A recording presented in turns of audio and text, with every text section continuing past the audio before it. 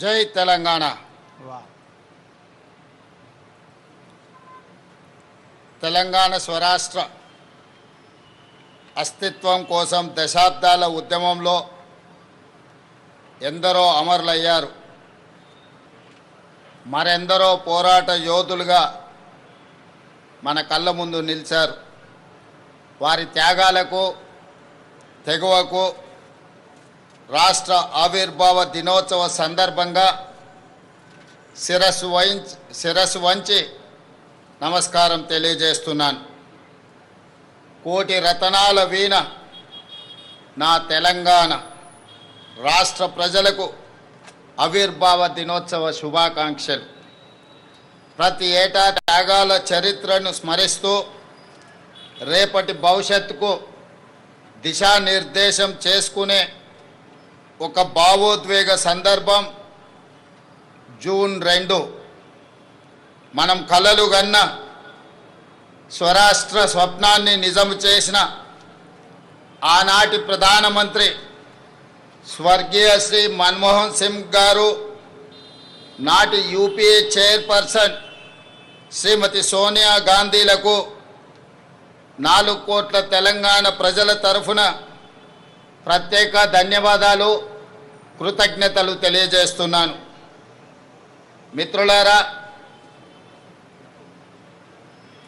పుట్టుక నీది, చావు నీది, బతుకంత దేశానిది అన్న ప్రజాకవి కాళోజీ మాటలే స్ఫూర్తిగా డిసెంబర్ 7, 2023న బాధ్యతలు స్వీకరించిన క్షణం నుండి ప్రతి క్షణం తెలంగాణ హితమే పరమార్థంగా, రాష్ట్ర అభివృద్ధి ధ్యేయంగా, పేదరిక నిర్మూలననే ప్రాధాన్యంగా ప్రజాప్రభుత్వం పనిచేస్తున్నది.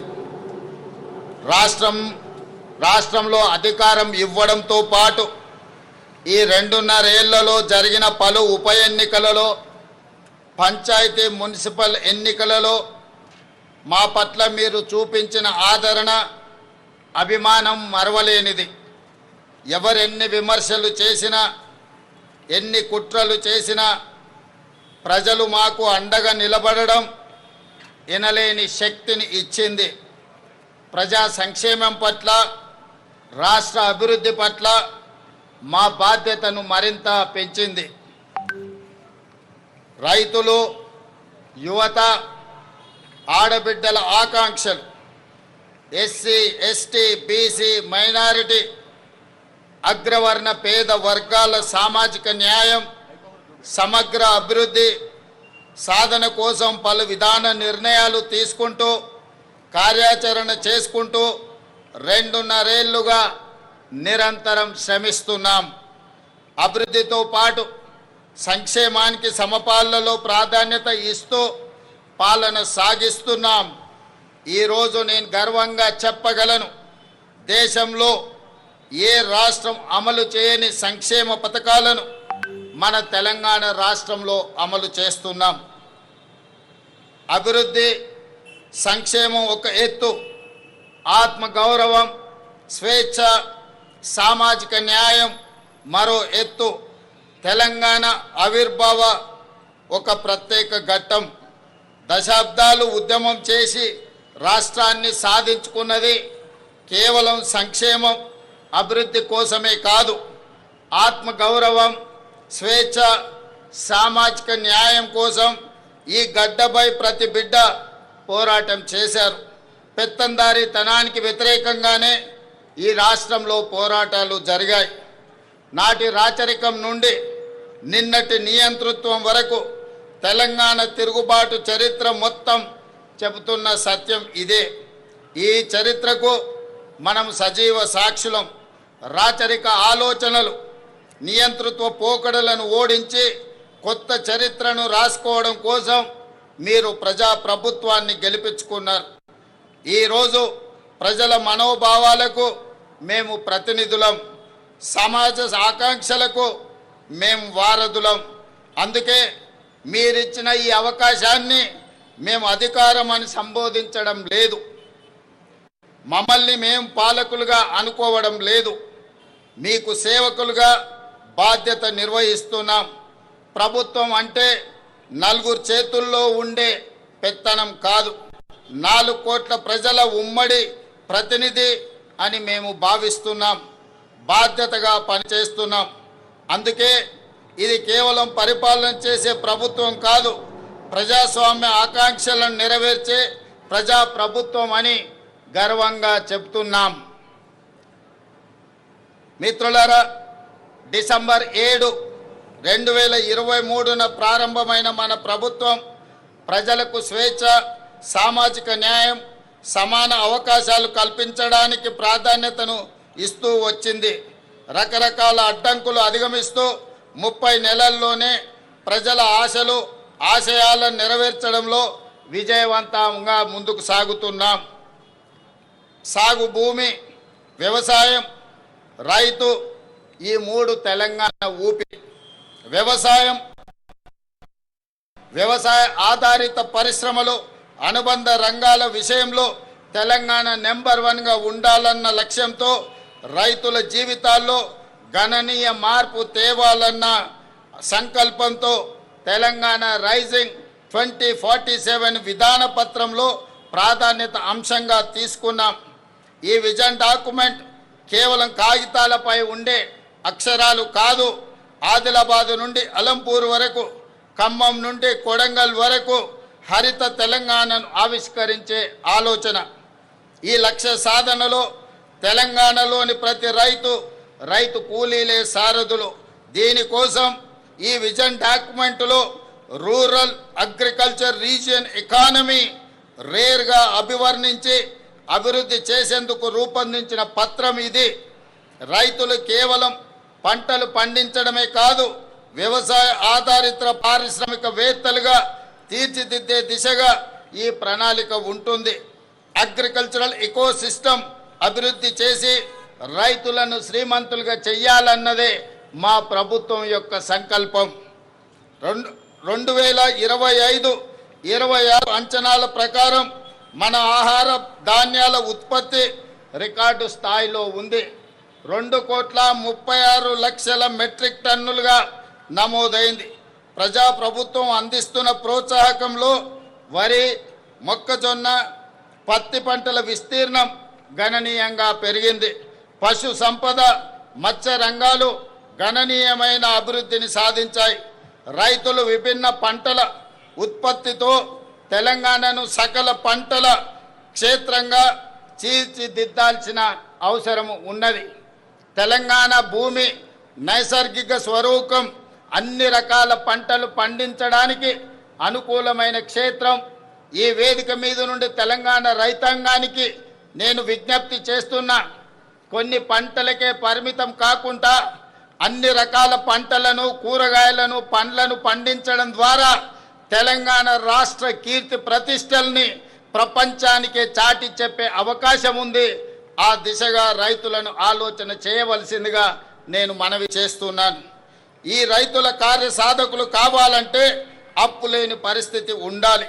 అందుకే రైతుల నెత్తిపై ఉన్న అప్పుల భారాన్ని తగ్గించే ఉద్దేశంతో ఒకేసారి 2 లక్షల వరకు పంట రుణాల మాఫీ చేశాం. 20,616 కోట్ల రూపాయలు రైతు ఖాతాలో వేసి 25 లక్షల పైగా రైతు కుటుంబాలను రుణ విముక్తులను చేశాం. వ్యవసాయానికి ఉచిత విద్యుత్తును కొనసాగిస్తూనే విద్యుత్తు పంపు సెట్లకు సౌరశక్తితో నడిచే పంపు సెట్లను ఏర్పాటు చేస్తున్నాం. తద్వారా అదనంగా ఉత్పత్తి అయ్యే విద్యుత్తును గ్రిడ్కు అందించి రైతులకు అదనపు ఆదాయం వచ్చేలా ప్రయత్నం చేస్తున్నాం. ఈ 2.5 ఏళ్లలో వ్యవసాయానికి, రైతు సంక్షేమానికి 1,56,496 కోట్ల రూపాయలు ఖర్చు చేశాం. రైతు భరోసా పెట్టుబడి సాయం ఇప్పటికే 27,529 కోట్ల రూపాయలు నేరుగా రైతుల ఖాతాలలో వేశాం. మిత్రులారా, రైతులు దళారుల బారిన పడి మోసపోకూడదని రైతులు పండించిన పంటలు ప్రభుత్వమే కనీస మద్దతు ధర చెల్లించి కొనుగోలు చేస్తుంది. ఎంత భారమైనా సరే చివరి గింజ వరకు పంట ఉత్పత్తులను కొనడానికి రాష్ట్ర ప్రభుత్వం ప్రయత్నం చేస్తుంది. మేము అధికారం చేపట్టిన తర్వాత ఇప్పటి వరకు 2.5 ఏళ్లలో ధాన్యం కొనుగోళ్లకు 82,840 కోట్ల రూపాయలను ఇప్పటి వరకు రైతాంగానికి చెల్లించిన ఈ యాసంగి సీజన్లో రాష్ట్రమంతటా 8,575 కొనుగోలు కేంద్రాల ద్వారా చురుగ్గా ధాన్య సేకరణ జరుగుతుంది. ఇప్పటి వరకు 63,65,000 మెట్రిక్ టన్నుల ధాన్యాన్ని కొనుగోలు చేయడం జరిగింది. సుమారుగా 11,903 కోట్ల రూపాయలను రైతుల ఖాతాలో జమ చేశాం. అకాల వర్షాల వల్ల ధాన్యం తడిసిపోయినా ప్రతి రైతుకు నష్టం జరగకుండా దాదాపు 10,000 మెట్రిక్ టన్నుల తడిసిన ధాన్యాన్ని ప్రభుత్వం కొనుగోలు చేసింది. ధాన్యం కొనుగోలులో దేశంలో ఏ రాష్ట్రం కూడా మనతో పోటీ పడే పరిస్థితి లేదు. దేశంలో యాస చెప్పడానికి నేను గర్వపడుతున్నాను. గతంలో ఎన్నడూ లేని విధంగా రాష్ట్రంలో మొక్కజొన్న పంటలు సాగు భారీగా పెరిగింది. ఈ యాసంగిలో సుమారు 16 లక్షల ఎకరాల్లో మొక్కజొన్న, 4 లక్షల ఎకరాల్లో జొన్న సాగు చేసి తెలంగాణ రైతులు కొత్త చరిత్రను సృష్టించారు. మొక్కజొన్న కొనుగోళ్లకు సుమారు 4,275 కోట్లు, జొన్న కొనుగోళ్లకు ఇప్పటి వరకు 1,154 కోట్లు రాష్ట్ర ప్రభుత్వము ఈ భారాన్ని మోసింది. అదేవిధంగా మిత్రులారా, సాగునీటి రంగానికి ప్రాధాన్యతను ఇస్తూ తెలంగాణ నీటి కోసం దశాబ్దాలు గోసపడింది. 10 ఏళ్ల గత పాలనలో సైతం పరిస్థితులు మారలేదు. కృష్ణా గోదావరి జలాల్లో మన వాటాలు తేల్చి ప్రాజెక్టులు పూర్తి చేసే విషయంలో మన ప్రభుత్వం చిత్తశుద్ధితో ఉంది. ఈ విషయంలో ఏ వేదికపైన రాజీ పడకుండా లౌక్యంతో, రాజకీయ విజ్ఞతతో పని చేస్తున్నాం. 2004లో కాంగ్రెస్ ప్రభుత్వం జలయజ్ఞం కింద చేపట్టిన ప్రాజెక్టులు 2014-15లో ప్రారంభమైన ప్రాజెక్టులు కొన్ని ఇప్పటికీ అసంపూర్తిగా ఉన్నాయి. పెండింగ్లో ఉన్న ప్రాజెక్టులపై అవసరమైన భూసేకరణ చేపట్టి వీటిని చెయ్యాలని ప్రభుత్వం పట్టుదలతో పనిచేస్తుంది. ఇవి పూర్తయితే ఆశించిన మేరకు కొత్త ఆయకట్టుకు నీరు అందుతుంది. తెలంగాణకు వరప్రదాయిని ప్రాణహిత చేవెళ్ల ప్రాజెక్ట్ తిరిగి ప్రాణం పోసే ప్రయత్నం మన ప్రభుత్వం చేస్తున్నది. మహారాష్ట్ర ముఖ్యమంత్రి గారికి గత సంవత్సరం నుంచి చర్చలు చేస్తున్నాం, లేఖలు రాస్తున్నాం. వారితో చర్చించి తుమ్మిడిహెట్టి బ్యారేజీ దగ్గర బ్యారేజీ నిర్మించే కార్యాచరణ చేపడుతున్నాం. గత ప్రభుత్వం 1,00,000 కోట్లతో నిర్మించిన కాళేశ్వరం ప్రాజెక్టు 3 ఏళ్లకే 60,000 కోట్ల రూపాయలు సున్నా వడ్డీ రుణాలను పంపిణీ చేశాం. 5 లక్షల రుణ పరిమితిని 10 లక్షలకు పెంచాం. ఇందిరమ్మ క్యాంటీన్లు, సౌర విద్యుత్తు, పెట్రోల్ యజమానులుగా రాష్ట్ర ప్రభుత్వం అవకాశం ఇచ్చింది. 1000 బస్సులకు వాళ్ళు ఓనర్. ఇందిరా మహిళా శక్తి సూపర్ బజార్లు, లాజిస్టిక్ హబులు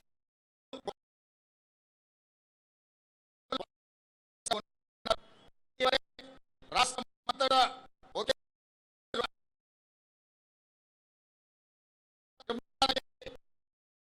శంకుస్థాపన చేపట్టడం జరిగింది.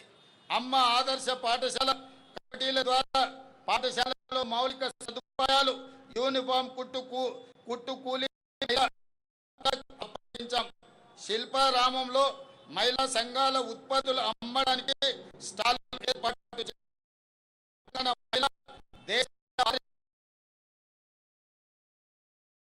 చేసుకోవడం లేదు. ఇది ప్రజా ప్రభుత్వం కళ.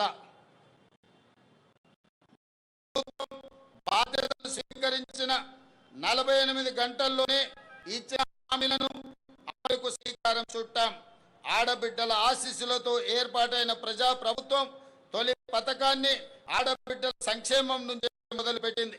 ఆర్టీసీ బస్సులో మహిళలకు ఉచిత ప్రయాణ సదుపాయం అందిస్తున్న మహాలక్ష్మి పథకం విజయ పథంలో కొనసాగుతుంది. ఈ పథకం ద్వారా రాష్ట్రంలో ఆడబిడ్డలు దాదాపుగా 10,000 కోట్ల రూపాయలు ఆదా చేసుకోగలిగారు. ఇది నాకెంతో సంతోషాన్ని, ఆనందాన్ని, సంతృప్తినిచ్చే సందర్భం అని తెలియజేయడానికి నేను ఆనందపడుతున్నాను.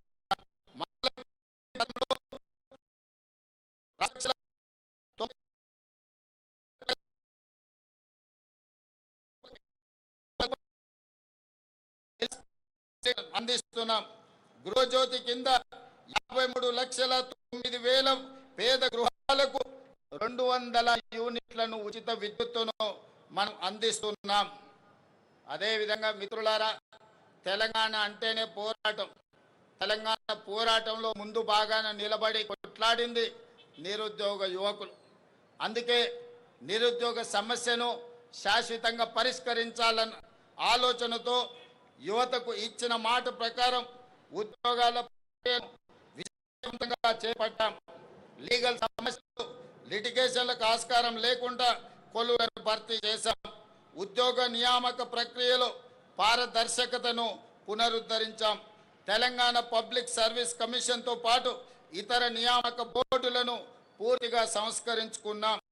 గ్రూప్ 1, గ్రూప్ 2, గ్రూప్ 3, గ్రూప్ 4తో పాటు మెగా డిఎస్సి, వైద్య ఆరోగ్య శాఖలో వరుసగా నియామకాలను చేపట్టాం. రికార్డు సమయంలో 67,763 పోస్టులను భర్తీ చేసి యావత్ దేశానికే తెలంగాణ రాష్ట్రం ఆదర్శంగా నిలిచింది. ఉద్యోగంలో చేరే ముందు అఖిల భారత సర్వీస్ అధికారులకు శిక్షణను అందించినట్టుగా నియామక పత్రాలు అందుకున్న 562 గ్రూప్ 1 అధికారులకు ఈరోజు మనము ఫౌండేషన్ కోర్సు ద్వారా శిక్షణను అందించి భవిష్యత్తులో తెలంగాణ అభివృద్ధిలో భాగస్వాములను చేయడానికి ప్రభుత్వం అన్ని చర్యలను చేపట్టింది. ఈ నెలలోనే టీజీపీఎస్సీ ద్వారా ఇంజనీరింగ్, పొల్యూషన్ కంట్రోల్ బోర్డ్, అటవీ శాఖ, టౌన్ అండ్ కంట్రీ ప్లానింగ్ మరియు విద్యాశాఖలో ఉద్యోగాల భర్తీకి నోటిఫికేషన్లు ఇవ్వడం జరుగుతుంది. నోటిఫికేషన్ల జారీ ప్రక్రియ నిరంతరం జరుగుతుంది. అదేవిధంగా మిత్రులారా, ఈ రాష్ట్ర ప్రభుత్వం విద్యకు అత్యంత ప్రాధాన్యతనివ్వాలని నిర్ణయం తీసుకున్నది. విద్య ఒక్కటే పేదరికాన్ని రూపుమాపగలదని నేను సంపూర్ణంగా విశ్వసిస్తున్నాను. పేదరికం రూపుమాపాలంటే సమాజంలో కుల మతాల అంతరాలు తగ్గడానికి ఆస్కారం ఉంటుంది. ఇంతటి ప్రాధాన్యత విద్యకు ఉంది. అందుకే ఇప్పటి వరకు ఏ ముఖ్యమంత్రి చేయని విధంగా విద్యాశాఖను నా దగ్గర పెట్టుకొని తెలంగాణ ప్రభుత్వ విద్యలో విప్లవాత్మక సంస్కరణలకు శ్రీకారము చుట్టాము. కేంద్ర ప్రభుత్వం 2 రోజుల పర్ఫార్మెన్స్ గ్రేడింగ్ ఇండెక్స్ లో తెలంగాణకు చాలా మంచి స్థానం లభించింది. ఇది మా కృషి ఫలితం. తెలంగాణ పబ్లిక్ స్కూల్ ఏర్పాటు నుండి యంగ్ ఇండియా స్కూల్ వరకు ప్రతి ప్రయత్నంలో బలోపేతం, విద్యార్థులకు నైపుణ్యం, పాఠశాలల్లో అత్యున్నత మౌలిక సదుపాయాల కల్పననే లక్ష్యంగా ఈరోజు పని చేస్తున్నాం.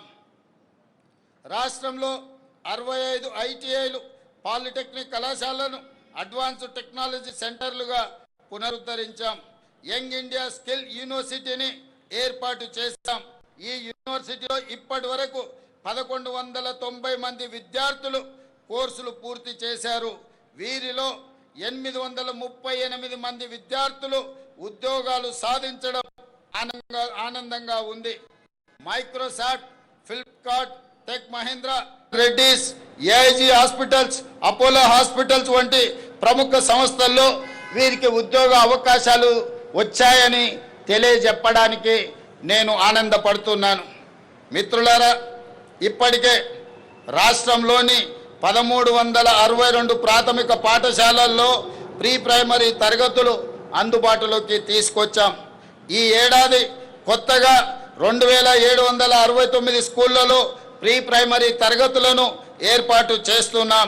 దీంతో ప్రభుత్వ పాఠశాలల్లో ఎన్రోల్మెంట్ శాతం పెరుగుతుంది. ఈ ఏడాది రాష్ట్రంలోని అన్ని ప్రభుత్వ స్కూళ్లలో కాలేజీలలో విద్యార్థులకు బ్రేక్ఫాస్ట్ స్కీమ్ పథకాన్ని అమలు చేస్తున్నాం. ప్రస్తుతం పాఠశాలల్లో ఉన్న మధ్యాహ్న భోజన పథకాన్ని జూనియర్ కాలేజీలకు విస్తరిస్తున్నాం. అన్ని ప్రభుత్వ సంక్షేమ హాస్టళ్లు, రెసిడెన్షియల్ పాఠశాలలు, కళాశాల విద్యార్థులకు డైట్ ఛార్జీలు 40%, కాస్మెటిక్ ఛార్జీలను 212% పెంచడం జరిగింది. అమ్మ ఆదర్శ పాఠశాల కమిటీల ఆధ్వర్యంలో పాఠశాలల్లో 706 కోట్ల విలువైన మౌలిక సదుపాయాల పనులను చేపట్టాం. మంచిరేవుల గ్రామంలో యంగ్ ఇండియా రెసిడెన్షియల్ స్కూల్ని మనము ప్రారంభించాం. Police young India integrated residential స్కూల్ని మనం ప్రారంభించుకోవడం జరిగింది. మిత్రులారా, పేదల కళ సొంత ఇల్లు. ఆ సొంత ఇల్లు కళ నెరవేరితే పేదల కళ్ళల్లో ఉండే ఆనందాన్ని మనం ఆస్వాదించవలసిందే కానీ మాటల్లో చెప్పలేం. అందుకే నేను గ్రామీణ ప్రాంతం నుంచి వచ్చాను, పేదల మధ్య పెరిగాను, వారి జీవన స్థితిగతులు నేను చూశాను బాల్యం నుండి. సొంతిల్లు అన్నది వారి జీవిత కాలపు కళ, అది వారి ఆత్మ గౌరవం. కిరాయి ఇళ్లలో ఉండి ఇంట్లో ఎవరైనా చనిపోతే ఇంటి యజమాని ఒప్పుకోకపోవడంతో భౌతిక కాయాన్ని ఆఖరి చూపు కోసము ఇంటికి కూడా తీసుకురాలేని వాళ్ళ పరిస్థితి, బాధ వర్ణాతీతం. ఆ దుస్థితి నుంచి వాళ్ళని బయటకు తేవాలన్న సంకల్పంతో ఇందిరమ్మ ఇళ్లకు శ్రీకారం చుట్టాం. ఇది నా ఇల్లు అని పేదవాడు ధైర్యంగా ఆత్మగౌరవంగా బతికే పరిస్థితి రాష్ట్రంలో తీసుకువస్తున్నాం.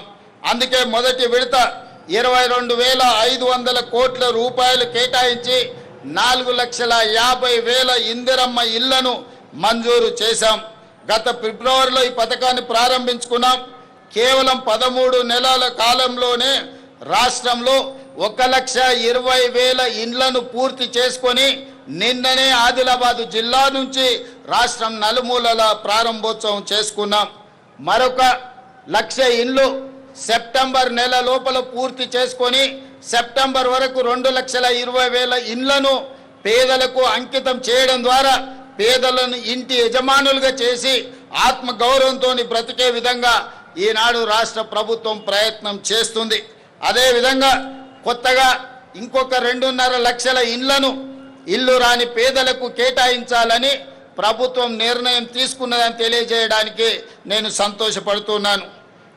అదేవిధంగా మిత్రులారా, ఈ ఆర్థిక సంవత్సరానికి క్యూర్ పరిధిలో 1,00,000 ఇండ్లు, రాష్ట్రంలో ఇతర ప్రాంతాల్లో 2.5 లక్షల ఇండ్లు, మొత్తం 3.5 లక్షల ఇండ్లు మంజూరు చేశాం.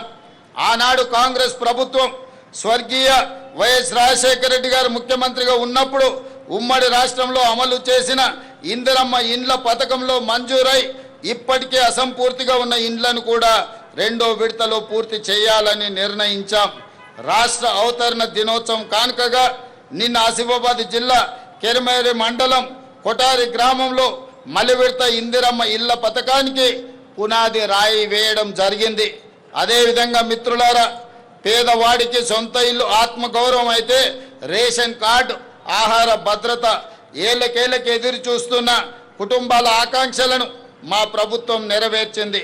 రాష్ట్ర వ్యాప్తంగా 15,12,000 కొత్త రేషన్ కార్డులను జారీ చేశాం. ప్రస్తుతం రేషన్ కార్డులో 19,44,000 కొత్త సభ్యులను చేర్చడం జరిగింది.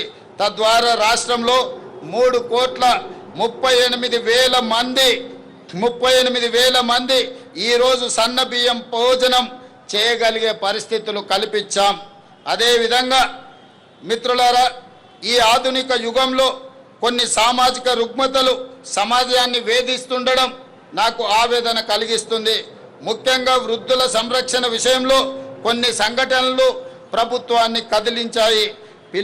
పిల్లలు కన్న తల్లిదండ్రుల సంరక్షణ బాధ్యతలు స్వీకరించకుండా వారిని వృద్ధాశ్రయంలో చేర్పించడం, చేతులు దులుపుకుంటున్న తీరు తీవ్రమైన ఆవేదనను కలిగిస్తుంది. ఈ విషయంలో ఏదో ఒకటి చేయాలన్న సంఘర్షణ నుంచి వచ్చిన ఆలోచన ఒక పటిష్టమైన వృద్ధుల సామాజిక భద్రతకు భరోసా ఇచ్చే చట్టాన్ని రాష్ట్ర ప్రభుత్వం రూపొందించింది. తల్లిదండ్రుల పోషణ, జవాబుదారీతనం, పర్యవేక్షణకు చట్టం తెచ్చి ప్రభుత్వ ఉద్యోగులతో పాటు ప్రజాప్రతినిధులను ఇందులో చేర్చాం. ఎవరైనా ప్రజాప్రతినిధులు కానీ ప్రభుత్వ ఉద్యోగులు కానీ ప్రైవేట్లో పెద్ద ఉద్యోగాలు చేసేవాళ్ళు కన్న తల్లిదండ్రులను చూసుకోకపోతే వాళ్ళ జీతాలలో 15% కోత విధించి ప్రత్యక్షంగా తల్లిదండ్రుల ఖాతాలో వేయడం ద్వారా ఆ వృద్ధాప్యంలో తల్లిదండ్రులకు రక్షణ కల్పించే చట్టాన్ని తెలంగాణ రాష్ట్ర ప్రభుత్వము అమలు చేస్తున్నదని తెలియజేయడానికి ఈ సందర్భంగా నేను సంతోషపడుతున్నాను. మిత్రులారా, అదేవిధంగా గిగ్ వర్కర్ల చట్టం, ఈ చట్టం కూడా మన రాష్ట్రంలో సుమారు 4 లక్షల మంది గిగ్ వర్కర్లు పనిచేస్తున్నారు. ఎండనక వాననక పగలనక రాత్రనక 24 గంటలు నిరంతరం సేవలు అందిస్తున్నారు. వారి ఉద్యోగాలకు జీవితాలకు ఇన్నాళ్ళు భద్రత లేదు. వారి ఉద్యోగ భద్రత కోసం ఈనాడు ఒక చట్టం చేశాం. అందులో రాహుల్ గాంధీ గారి చొరవకు నేను అభినందనలు తెలుపుతున్నాను. గిగ్ వర్కర్ల సంక్షేమం కోసం మన ప్రభుత్వం చేసిన చట్టం ఇప్పుడు ఇతర రాష్ట్రాలకు ఆదర్శంగా నిలిచింది. 12 సంవత్సరాలు పెండింగ్లో ఉన్న 73 రకాల ఉపాధి రంగాలకు కార్మికుల కనీస వేతనాలు నోటిఫై చేశాం. దీని ద్వారా స్కిల్ వర్కర్లకు 25.9% మరియు అన్స్కిల్డ్ వర్కర్లకు 34.95% వేతనాలను పెరిగాయని కార్మిక సోదరులకు తెలియజేయడానికి నేను సంతోషపడుతున్నాను. అదేవిధంగా పోరాట యోధులను గుర్తించాలని, తెలంగాణ అమరవీరుల కుటుంబాలను, తెలంగాణ ఉద్యమకారులను గుర్తించడానికి మనం కమిటీ నియమించుకున్నాం. వారి అమరవీరులు పోరాట యోధులే తెలంగాణ రాష్ట్రం. వారి త్యాగాలకు విలువలేని రాష్ట్రం జీవం లేని శరీరం లాంటిదని నేను భావిస్తాను. అందుకే తెలంగాణ రాష్ట్రం కోసం పోరాడిన యోధులను గుర్తించి వారికి వారి కుటుంబ సభ్యులకు తగిన న్యాయం చేయాలన్న ఆలోచనతో లక్ష్యంతో కేశవరావు గారు, కోదండరాం గారి నాయకత్వంలో కమిటీని నియమించాం. ఆ కమిటీ నివేదిక ఆధారంగా తెలంగాణ పోరాట యోధులందరినీ సముచిత రీతిన సత్కరించి వారి పట్ల చిత్తశుద్ధిని చాటుకుంటామని తెలియజేస్తున్నాను. మిత్రులారా, చాలా విషయాలు మాట్లాడాల్సినవి ఉన్నాయి. కానీ ఎండ తీవ్రత ఎక్కువగా ఉంది. చాలామంది ఎండ చాలా అంటే చాలా తీవ్రంగా ఉంది కాబట్టి మిగతా విషయాలు మనం రాతపూర్వకంగా ఇచ్చిన బుక్లెట్లో ఉంటాయి. చివరగా ఈ ఉపన్యాసాన్ని ఎండ తీవ్రతను దృష్టిలో పెట్టుకొని దాని కొంత సంక్షిప్తంగా ఇందులో పూర్తి చేస్తాం. రాతపూర్వకమైన వివరాలన్నిటిని కూడా అందించాం రాష్ట్ర ప్రజలందరికీ. మీడియా మిత్రులు కూడా దీన్ని పరిగణలోకి తీసుకోవాల్సిందిగా కోరుకుంటూ ఈరోజు చివరగా ఒకే ఒక్క మాట నేను చెప్పదలుచుకున్నాను. మిత్రులారా, దేశంలోనే కాదు ప్రపంచానికే తెలంగాణను గేట్వేగా నిలబెట్టాలన్నది నా స్వప్నం. దానికి మార్గం తెలంగాణ రైజింగ్ 2047 విజన్ డాక్యుమెంట్. 2034 నాటికి $1 ట్రిలియన్ ఎకానమీగా, 2047 నాటికి $3 ట్రిలియన్ ఎకానమీగా తెలంగాణ ఉండాలన్నది ప్రజాప్రభుత్వం యొక్క సంకల్పం. దీనికి ప్రజలందరూ అండదండలు కావాలి. మీ అందరి సహకారం ఆశీర్వాదంతో ఈ లక్ష్యాన్ని చేరుకుంటామన్న విశ్వాసం నాకు సంపూర్ణంగా ఉన్నది. ఈ ఆర్థిక వృద్ధిలో ప్రతి ఒక్కరూ భాగస్వాములు కావాలి. తెలంగాణ అభివృద్ధికి పునరంకితం కావాలని కోరుకుంటూ మీ అందరికీ మరొక్కసారి తెలంగాణ రాష్ట్ర ఆవిర్భావ శుభాకాంక్షలు తెలియజేస్తూ మీ అందరి దగ్గర సెలవు తీసుకుంటున్నాను.